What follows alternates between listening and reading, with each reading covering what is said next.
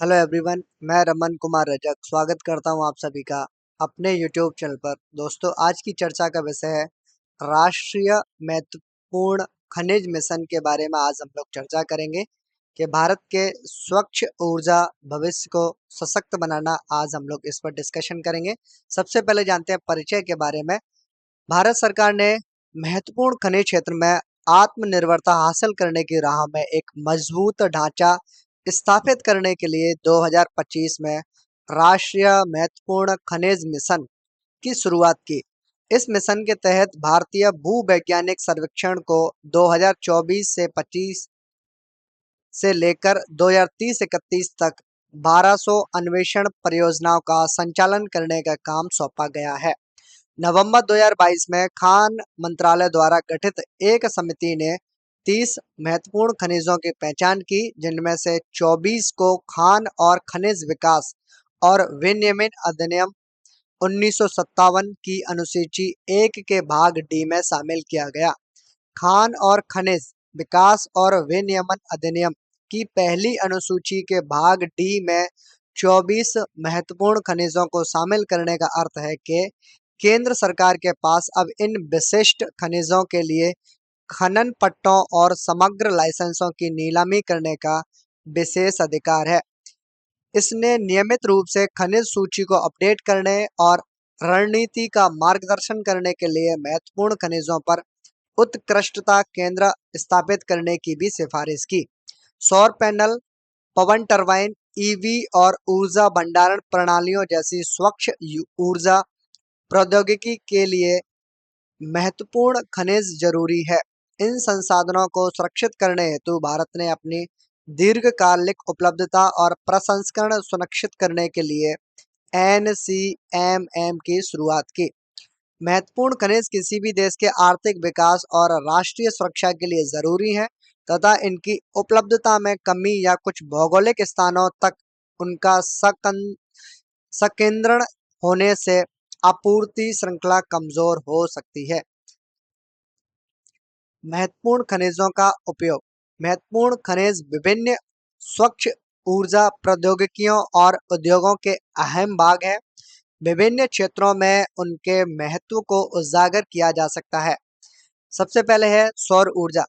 Silicon, tellurium, indium और gallium जैसे महत्वपूर्ण खनिज सौर पैनलों में इस्तेमाल होने वाले फोटोवोल्टिक सेल्स के उत्पादन के लिए महत्वपूर्ण है। भारत की वर्तमान सौर क्षमता 64 गीगावाट इन खनिजों पर बहुत अधिक निर्भर है। दूसरा है पवन ऊर्जा। पवन ऊर्जा के बारे में डिस्कशन करते हैं। पवन ऊर्जा में है कि दुर्लभ पृथ्वी तत्वों जैसे डिस्प्रोसियम, नियोडीमियम का प्रयोग पवन टर्बाइनों के लिए स्थायी चुंबकों में किया जाता है। भारत का लक्ष्य 2030 तक अपनी पवन ऊर्जा क्षमता को 42 गीगावाट से बढ़ाकर 140 गीगावाट करना है, जिसके लिए इन खनिजों की स्थिर आपूर्ति जरूरी है। इलेक्ट्रिक वाहन ईवी। लिथियम निकेल और कोबाल्ट लिथियम आयन बैटरी के उपयोग की जाने वाली प्रमुख सामग्री है। राष्ट्रीय इलेक्ट्रिक मोबिलिटी मिशन योजना के तहत भारत 2024 तक 6 से 7 मिलियन ईवी लाने की योजना बना रहा है, जिससे इन महत्वपूर्ण खनिजों की मांग में बढ़ोतरी होगी। ऊर्जा भंडारण। उन्नत ऊर्जा भंडारण प्रणालियों में उपयोग की जाने वाली लिथियम आयन बैटरियां लिथियम, कोबाल्ट और निकल पर निर्भर करती हैं। अब जानते हैं एनसीएमएम के उद्देश्य। घरेलू और विदेशी स्रोतों से खनिज उपलब्धता सुनिश्चित करके भारत की महत्वपूर्ण खनिज आपूर्ति श्रृंखला को सुरक्षित करना। खनिज अन्वेषण, खनन, प्रसंस्करण और पुनर्चक्रण में नवाचार, कौशल विकास और वैश्विक प्रतिस्पर्धा को बढ़ावा देने के लिए तकनीकी, विनियामक और वित्तीय पारिस्थितिकी तंत्र को बढ़ाकर मूल्य श्रृंखलाओं को मजबूत करना। आउटपुट मिशन के बारे में बात करते हैं। मिशन के कुछ लक्ष्य हैं और टेबल बनाई हुई है। मिशन के कुछ लक्ष्य हैं, प्रमुख भाग हैं और उनके लक्ष्य 2024 से 2030-31 तक जो रखे गए हैं उनके बारे में है। घरेलू और विदेशीय सोर्सिंग को सुरक्षित करना। इनके प्रमुख भाग हैं कि घरेलू महत्वपूर्ण खनिज अन्वेषण परियोजनाएं, महत्वपूर्ण खनिजों के घरेलू भंडार की पहचान और मूल्यांकन करने के उद्देश्य से परियोजनाएं। लक्ष्य रखा गया है 1200। विदेशी महत्वपूर्ण खनिज खदानें, सार्वजनिक क्षेत्र के उपक्रमों द्वारा विदेशी खनिज परिसंपत्तियों की खोज और अधिग्रहण। लक्ष्य रखा गया है 26।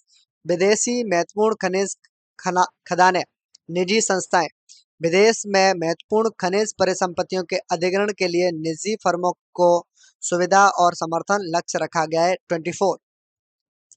पुनर्चक्रण के लिए प्रोत्साहन योजना केटी, स्क्रैप और अपशिष्ट जैसे द्वितीयक स्रोतों से महत्वपूर्ण खनिजों की वसूली को बढ़ावा देने के लिए योजना, और लक्ष्य रखा गया है 400।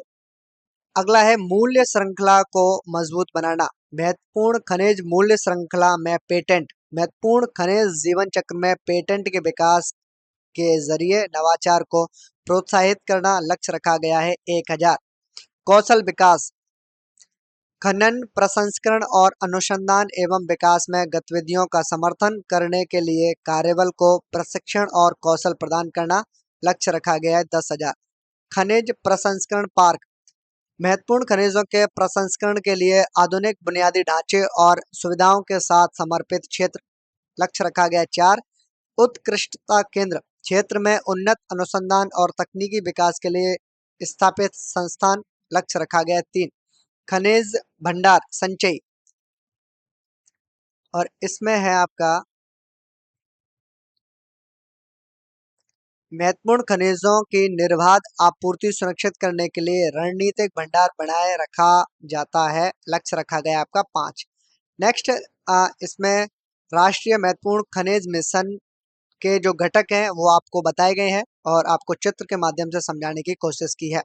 भारत के अन्वेषण प्रयास NCMM मिशन के तहत GSI ने अपने अन्वेषण कार्यक्रमों को तेज कर दिया है। 2024-25 के फील्ड सीजन में GSI ने राजस्थान में 35 सहित 195 परियोजनाएं शुरू की हैं, जो महत्वपूर्ण खनिज भंडारों की पहचान और उनके आकलन पर केंद्रित है। यह मिशन घरेलू अन्वेषण और खनन प्रयासों को बढ़ाकर आयात निर्भरता को कम करने का प्रयास करता है।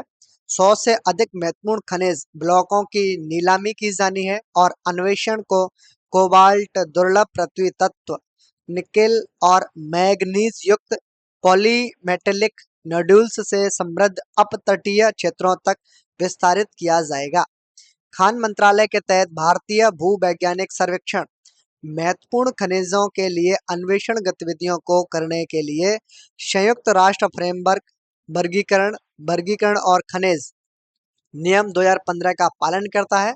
इससे पहले 2021-22 और 2022-23 में GSI ने राजस्थान के सिरोही और भीलवाड़ा जिलों में नियोडीमियम सहित दुर्लभ पृथ्वी तत्वों के लिए सर्वेक्षण किया था। इसके अलावा परमाणु ऊर्जा विभाग ने राजस्थान के बालोतरा में करीब 1,11,845 टन इन सीटू दुर्लभ पृथ्वी तत्व ऑक्साइड की खोज की। Critical mineral exploration project by GSI, ये डेटा आपको बताया गया है। परियोजनाओं को गति देने के लिए एक फास्ट ट्रैक विनियामक अनुमोदन प्रणाली शुरू की जाएगी। एक नया अन्वेषण लाइसेंस निजी क्षेत्र की भागीदारी को प्रोत्साहित करेगा। नियमों और प्रोत्साहनों में ढील देकर फ्लाई ऐश, टेलिंग्स और रेड मड जैसे द्वितीयक स्रोतों से खनिजों को निकालने को बढ़ावा दिया जाएगा। ट्रेस मिनरल मूल्यांकन प्रसंस्करण पार्कों के विकास और महत्वपूर्ण खनिज मूल्य श्रृंखला में राज्य सरकारों और सार्वजनिक उपक्रमों की बढ़ती भागीदारी पर भी ध्यान केंद्रित किया जाएगा। विदेश में परिसंपत्तियों का अधिग्रहण, भारत संसाधन संपन्न देशों में महत्वपूर्ण खनिज परिसंपत्तियों की खोज और अधिग्रहण में निवेश करेगा। PSU और निजी फर्मों को फंडिंग, दिशा निर्देशों और अंतर मंत्रालयी समन्वय के जरिए समर्थन दिया जाएगा। सार्वजनिक निजी भागीदारी को बढ़ावा दिया जाएगा और विदेश मंत्रालय की मदद से बुनियादी ढांचे का समर्थन सुनिश्चित किया जाएगा। प्रमुख अंतर्राष्ट्रीय पहलों की बात करते हैं। सबसे पहले है काबिल। खनिज विदेश इंडिया लिमिटेड ने 15 जनवरी 2024 को अर्जेंटीना के कैटामार्का में एक सरकारी स्वामित्व वाली उद्यम कैमियन एसई के साथ 15,703 हेक्टेयर में लिथियम अन्वेषण के लिए एक समझौते पर हस्ताक्षर किए। काबिल ने मार्च 2022 में ऑस्ट्रेलिया सरकार के उद्योग विज्ञान और संसाधन विभाग के क्रिटिकल मिनरल ऑफिस के साथ एक समझौता ज्ञापन पर भी हस्ताक्षर किए। ऑफ टेक व्यवस्था के जरिए रणनीतिक निवेश के लिए ऑस्ट्रेलिया में लिथियम और कोबाल्ट परियोजनाओं के चयन के लिए उचित कार्य चल रहा है। अगला है IREL India limited. IREL India limited ने भी इस क्षेत्र में महत्वपूर्ण भूमिका निभाई है। 6 लाख टन प्रति वर्ष की प्रसंस्करण क्षमता के साथ IREL ilmenite, rutile, Zircon, sillimanite और गार्नेट जैसे प्रमुख खनिजों का उत्पादन करता है। यह उड़ीसा के छतरपुर में एक दुर्लभ पृथ्वी निष्कर्षण संयंत्र और केरल के अलुवा में एक दुर्लभ पृथ्वी शोधन इकाई भी संचालित करता है। कंपनी 1997 से 1998 से लेकर लगातार लाभ कमा रही है। 2021-22 में इसका अधिकतम कारोबार 14,625 मिलियन रुपए से अधिक रहा, जिसमें निर्यात में 7,000 मिलियन रुपए शामिल हैं। IREL अपनी उत्पादन क्षमता का विस्तार करने, मूल्य श्रृंखला उद्योगों का समर्थन करने और केरल के कोल्लम में अपनी सुविधा के जरिए अनुसंधान एवं विकास को आगे बढ़ाने पर केंद्रित है। निष्कर्ष की बात करें, भारत का लक्ष्य 2030 तक अपने सकल घरेलू उत्पाद की उत्सर्जन तीव्रता को 45% तक कम करना, 2030 तक गैर जीवाश्म स्रोतों से अपनी बिजली क्षमता का 50% हासिल करना और 2070 तक शुद्ध शून्य उत्सर्जन तक पहुंचना है।